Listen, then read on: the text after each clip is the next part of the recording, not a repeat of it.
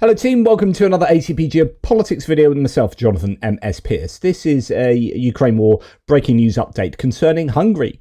And it turns out that they've signed the biggest ever deal to buy liquefied natural gas from French firm Engie that will diversify its supply away from Russia, according to Reuters. This is incredible news because they had obviously been very difficult with regard to wanting to move away from reliance on Russian hydrocarbons, even given a plea from Trump and the United States. That was possibly going to be very difficult for Europe to then go back to the US and say, look, we have moved away from reliance on Russian oil, so, can we be friends again? Hungarian natural gas wholesaler MVM CEEnergy agreed to buy 400 million cubic meters of gas a year from Engie between 2028 and 2038. So this is rather similar to Slovakia doing the same with Shell PLC, a 10-year agreement there. Now, given Hungary consumes around 8 billion cubic meters of gas a year, that would cover about 5% of its demand. So it's not like earth-shattering, but it is something. The deal follows another one Hungary signed last month with Shell. I thought that's Slovakia, to buy 200 million cubic meters of gas, natural gas a year from January 2026, equal to around 2.5% of its demand. So maybe Hungary did the same as Slovakia, and I was not aware of that. All of this will help, of course, get Hungary away from reliance on Russia and stop money going to Russia from Europe. But actually, this meeting in Copenhagen, this EU meeting, has been pretty contentious. And to be fair, Viktor Orban is right at the centre of it. Question: Zelenskyy asked you again to stop buying Russian oil, said that you are siding more with Russia than with the USA. So Trump has asked you to do this and you're saying, no, we're not going to do that. That was what we had previously heard. Orban said, I can't change geography. I can change policy, but I can't change geography. Hungary is a landlocked country, so we have pipelines only. So we have to buy oil from the Russians, is his claim. But then, of course, Austria also landlocked, stopped buying Russian oil. Did they change their geography? No. So I think that's a poor answer from Orban. Now, there's also reports that, and this is Bloomberg reporting, that Friedrich Merz, the German Chancellor, lashed out at Viktor Orban during a meeting of EU leaders in Copenhagen, accusing the Hungarian Prime Minister of disrupting discussions on the bloc's security needs. So Merz rebukes Hungary's Orban as EU seeks unity on defence plans. The fight, so to speak, took place during a discussion on how the EU can better defend itself against Russian threats and support Ukraine. So I think, it has been a pretty fractious affair there.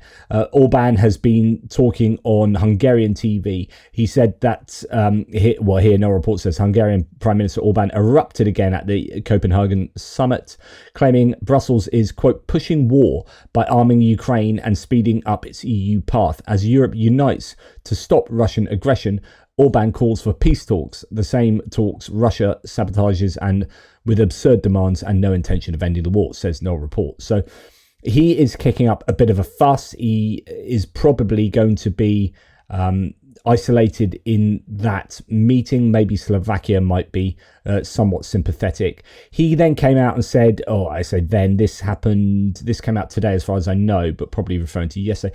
Copenhagen, day 2, the situation is serious. Outright pro-war proposals are on the table. So I guess this is maybe actually from today's argument with Merz. They want to hand over EU funds to Ukraine. They're trying to accelerate Ukraine's accession with all kinds of legal tricks. They want to finance arms deliveries. All these proposals clearly show that the Brusselians want to go to war. I will stand firmly by the Hungarian position, but this summit also proves that the coming months will be about the threat of war. We will need the support of our entire political community and every Hungarian who longs for peace.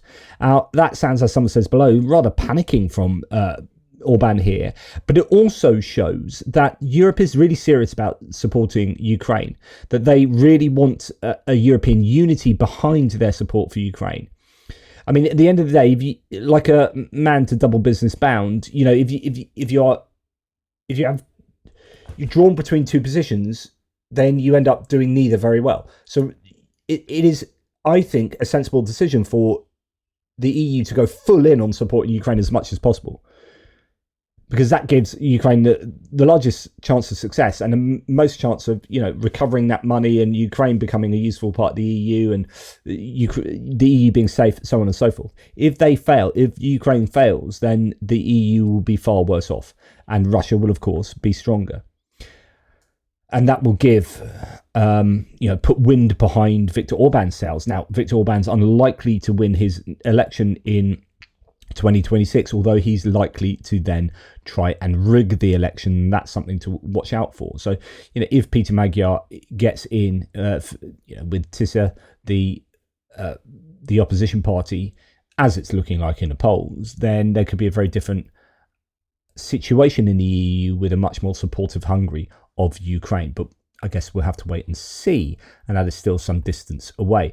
But really good news that Hungary is buying more gas from alternative sources. Is it enough? No, it's not enough yet, but it is a start, and probably an example of, it's like when you ask your child to do something, and they don't do it because they just want to refuse, and then quietly, when you're not looking, they'll do a little bit of it or whatever. It's like, no, we're not. You guys are. Oh yeah, we'll sign this little deal back here, and bit by bit, they are trying to, I guess, appease both the United States and the EU here, and also maybe thinking of their own energy security. Like, this might actually be a more sensible strategic decision, especially as oil and gas from Russia might not be reliable if Ukraine is going to continue bombing the infrastructure. So they're like, if we get 100% of our stuff from Russia, or I don't know what the stats are, then actually that could be a bit dodgy in terms of our energy security. So maybe we should diversify a little bit. Anyway, that's my thoughts. Just thought I'd share that bit of news with you coming out of the Copenhagen meeting of EU states. Take care, and I'll speak to you soon.